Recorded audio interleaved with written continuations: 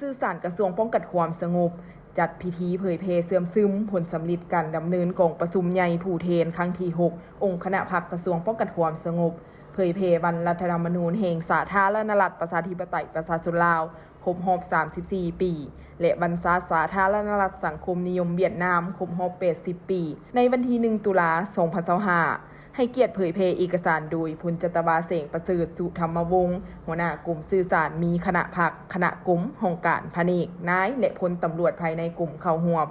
พลจัตวาเสงประเสริฐสุธรรมวงศ์ได้เผยแพร่มติตกลงของคณะเลขาธิการศูนย์กลางพรรคว่าด้วยรับรองเอาคณะบริหารงานพรรคกระทรวงป้องกันความสงบสมัยที่ 6เผยแพร่ผลสำเร็จกองประชุมใหญ่ผู้แทนครั้งที่ 6 องค์คณะพรรคกระทรวงป้องกันความสงบและบทโอ้ล้มของสหายทองรุนศรีสุริตเลขาธิการใหญ่คณะบริหารงานศูนย์กลางพรรคประชาชนปฏิบัติลาวประธานประเทศต่อกองประชุมใหญ่ผู้แทนครั้งที่ 6 องค์คณะพรรคกระทรวงป้องกันความสงบจากนั้นก็ได้เผยแพร่วันรัฐธรรมนูญแห่งสาธารณรัฐประชาธิปไตยประชาชนลาวครบรอบ34 ปีซึ่งเป็นกฎหมายพื้นฐานของชาติเป็นแม่บทของกฎหมายทั้งปวงและเป็นหลักการในการคุ้มครองรัฐคุ้มครองสังคมโดยกฎหมายพร้อมนี้ยังได้ยกให้เห็นความหมายของการปฏิวัติเดือนสิงหาปี 1945 อยู่เวียดนามโดยเฉพาะสภาพการทางประวัติศาสตร์สภาพการภายในประเทศเวียดนามการพันเป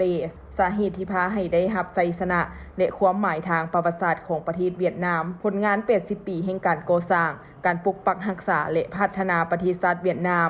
ทั้งนี้ก็เพื่อเฮ็ดให้บรรดาคณะพรรคคณะบัญชานายและพลตำรวจที่ขึ้นกับกลุ่มใหญ่การเมืองป้องกันความสงบได้เสื่อมซึมรับรู้เข้าใจอย่างลึกซึ้งและเป็นเอกภาพพร้อมกันจัดตั้งพันขยายมติกองประชุมใหญ่ผู้แทนครั้งที่ 6 องค์คณะพรรคกระทรวงป้องกันความสงบและเนื้อในจิตใจที่ซีนำของสหายเลขาธิการใหญ่คณะบริหารงานศูนย์กลางพรรคประธานประเทศให้เทศเหมาะกับที่ตั้งพลบุตรบาท